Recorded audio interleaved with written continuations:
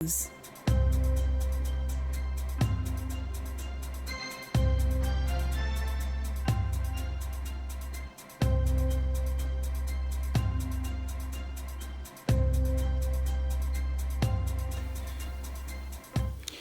afternoon to you and welcome to iReady News Bulletin. First, here are the headlines.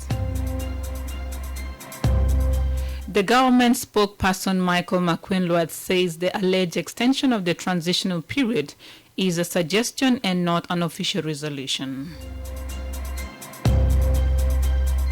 The Deputy Governor of Western Barkazal State has said the Commissioner of Wau County has not reported to the county headquarters due to the misunderstanding with the SPLM-IO forces in the area.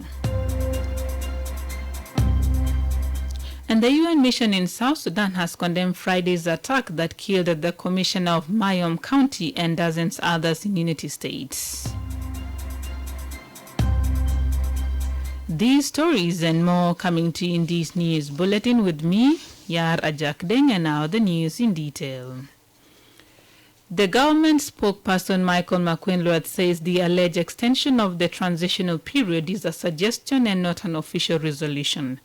According to Information Minister Michael McQueen, different peace parties have not yet harmonized their position on the issue. McQueen says the parties and other stakeholders, including civil society, will select a committee on the roadmap to come out with a final decision. The statement contradicts recent media reports suggesting that the peace parties agreed to prolong the mandate of the unity government for another 32 months. Minister Michael McQueen spoke to iRadio via phone from Juba this morning.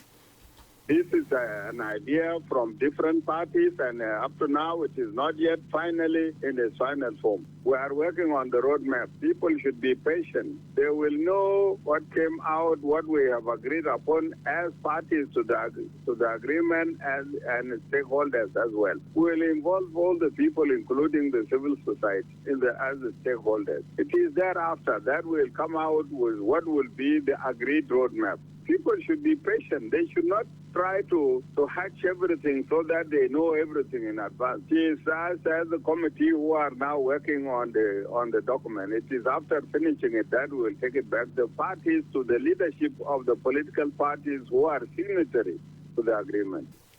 McQueen urged the public to be patient and desist from consuming and circulating misinformation. The message to the people of South Sudan is please be patient, don't be misled, don't listen to these misleading information that are usually in the social media. You wait for the official document that will constitute the roadmap.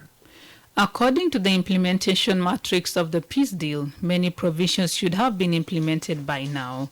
Previously, the government and opposition parties differed over when to conduct elections. The ruling party SPLM hinted on the conduct of elections as scheduled from the previous extensions, where the SPLM-IO and the National Democratic Movement call for security guarantee and implementation of outstanding issues. Critical provisions in the agreement, such as the graduation and deployment of the necessary unified forces and facilitation of the return of refugees and IDPs to their homes, remains unimplemented. Others are the conduct of population census, review and enacting security-related bills, restructuring of the Electoral Commission, among others. In May 2019, the pre-interim period was extended by 6 months after the main opposition leader, Dr. Riek Machar, requested more time to implement key parts of the security arrangements. At the end of the 6 months, they again extended the pre-transitional period by 100 days. The Deputy Governor of Western Barkazal State has said the Commissioner of Wau County has not reported to the county headquarters due to misunderstanding with the SPLM-IO forces in the area. Zakaria Joseph Garang says the state government is facing minor challenges due to difference among the peace parties at the grassroots level. During a press conference in Juba, the Commissioner Jacinta Matia has not been able to relocate to his headquarters in Bagaria due to rift with the SPLM-IO forces in the area. Deputy Governor Zakaria said the state government is working hard to address the differences. First, we discussed the issue of security in general in Western Barolari State, and particularly in Wau County, where we face some challenges. It's well known that the Commissioner of Wau County has not reported to his headquarters until now, due to the director of IO forces who are stationed there in that area, and which is considered as a breach to the signed peace agreement. And secondly, also we discussed the issue of the importance of the continuation of the partnership between the parties who signed the agreement and collaboration in order that to implement the peace agreement and complete the interim period. And also we discussed the issue of the unity of the people of Western Barolari State, which is... It is not clear whether Commissioner Matia is discharging his duties from Juba or in the state capital. In October last year, the Commissioner of Wau County, Jacinto Matia Boro, was detained by SPLM-IO forces on the road between Wau Town and Boro Payam. Commissioner Matia and several other state ministers were allegedly on a mission to inaugurate a primary health facility constructed by the Red Cross in Bagaria area. He was then detained for 24 hours before his release following intervention of a team of ceasefire monitors. The UN mission in South Sudan has condemned Friday's attack that killed the Commissioner of Mayom County and dozen others in Unity State. Last week, the rebel group SSPA, loyal to Stephen Boy Rolnyang, assassinated the Commissioner of Mayom County and 11 other members of the organized forces. The late Chol Gadluak Manime, brother to Presidential Advisor on National Security Tut Gadluak, died on apparent targeted offensive on his residence. Local officials say the rebels burned the county headquarters to ashes before they fled to the border with Sudan in the morning hours. The army spokesperson, Major General Lul Roy, confirmed that the Commissioner of Mayom County in Unity State and some of his family members, including bodyguards, were killed Friday night. In a press statement, UNMISS appealed to armed groups to lay down their weapons and participate in peace efforts.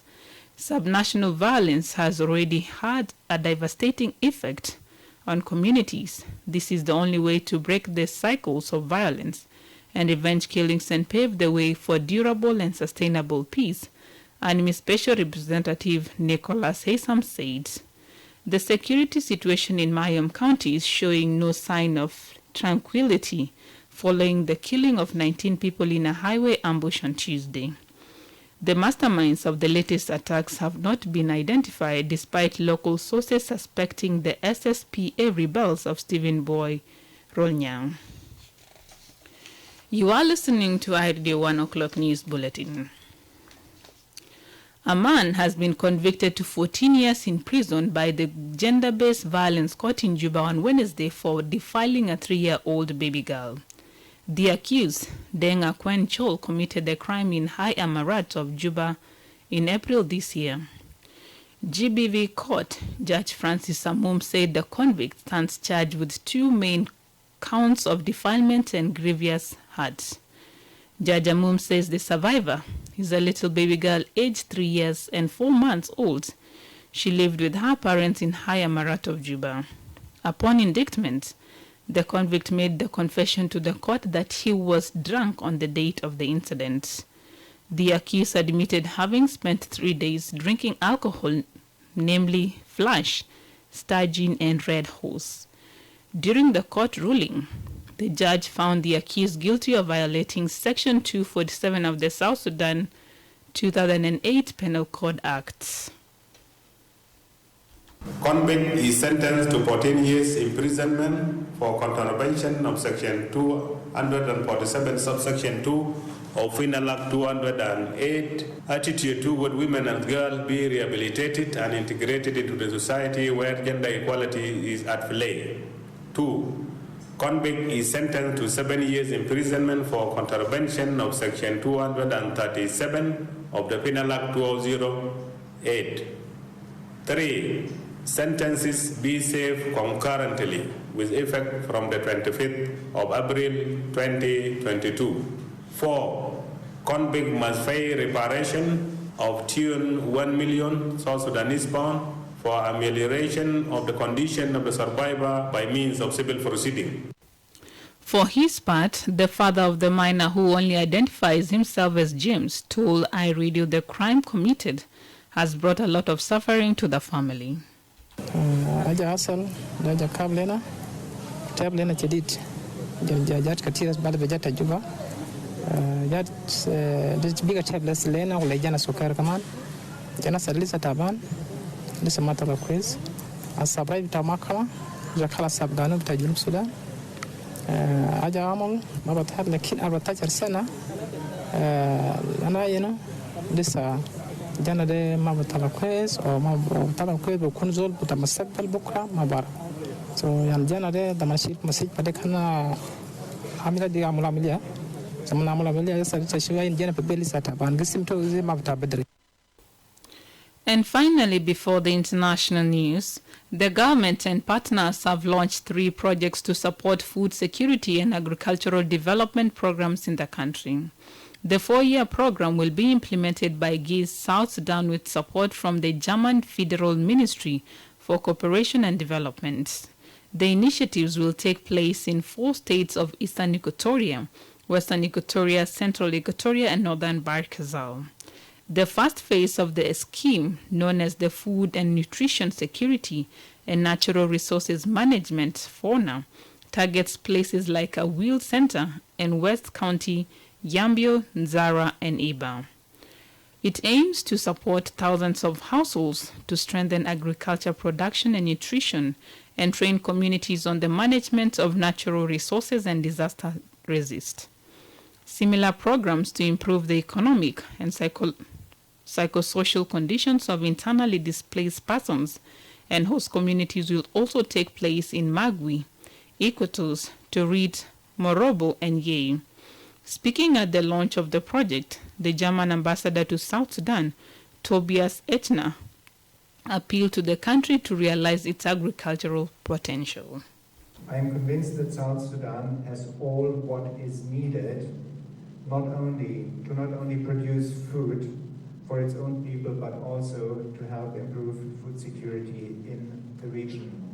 Increasing local production not only helps combat hunger, it can also provide a pathway for economic development.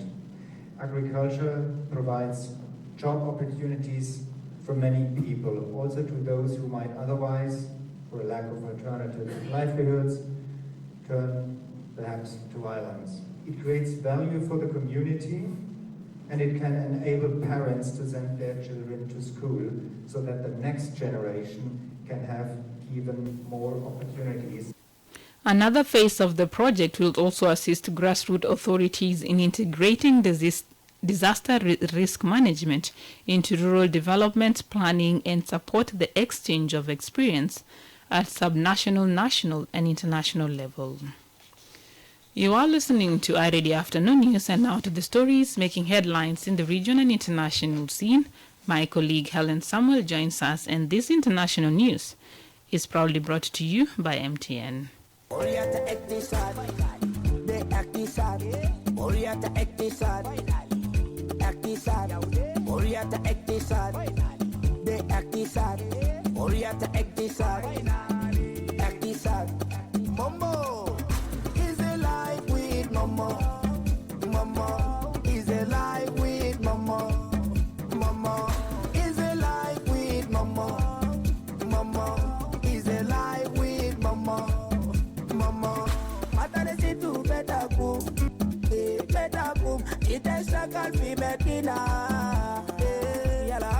MTN mobile money.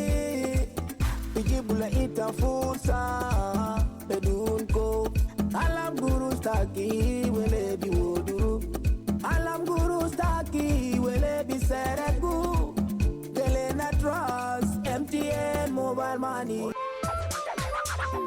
In some of the stories trending right now in the international arena, the army in Mali says 15 soldiers and 3 civilians have been killed in coordinated attacks in the southwest of the country, where a jihadist insurgency is raging.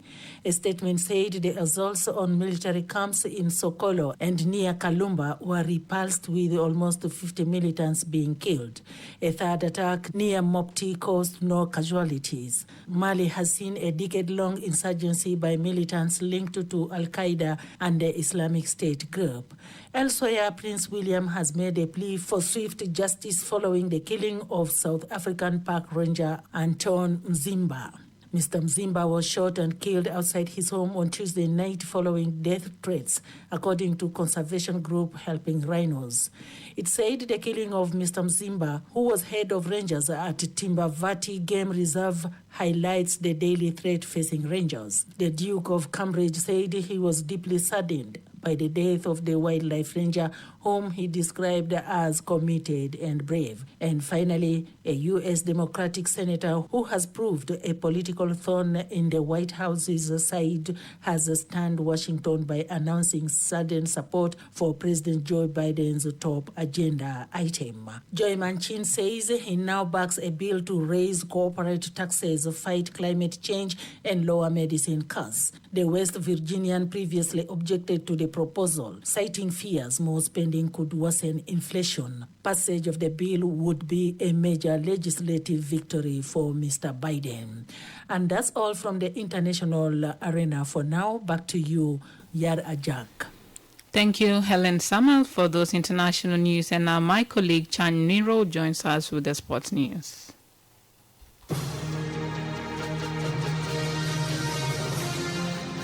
Thank you, Yara Jack. Here are stories making headlines in the sports arena. South Africa's President Cyril Ramaphosa has said the country's women's football team deserve equal pay to the men. He made the call at the ceremony to welcome home the female players who had just won the Africa Cup of Nations after beating Morocco 2-1 at the weekend. He urged the country's ministers of finance and sports to increase the bonus. 8-time European champion Germany will play England in the Euro 2022 final at Wembley on Sunday after they beat France in a dramatic semi-final in Milton Keynes. After a quiet opening 40 minutes, Alexandra Pope put Germany ahead with a volley from Sevilla, who's crossed from the right side of the penalty area for her 5th goal in 5 games. Manchester United have completed the signing of Argentina defender Lisandro Martinez from Ajax in a deal worth €67 million. United manager Erik ten Hag was keen to be reunited with the 24-year-old who he signed for Ajax in 2019. He joined the club on a 5-year contract which keeps him at Old Trafford until 2027 with the options of a further year. It is an honor to join this great football club, Martinez said. And finally, UEFA is twice self-standing at men's European club competition in England, Germany and France during the 2022-2023 season. European football's governing body will observe standing facilities to see if it can be reintroduced. It is being limited to countries where safe standing is authorized and implemented at the domestic level. The UEFA trial will apply to group stage and knockout rounds up to and including the semi-final. Those are the stories making headlines in the sport arena. And back to you, Yara Jack. Thank you, Chaniro, for that roundup of sports news. And now to end this news bulletin, here is a recap of the main headlines again.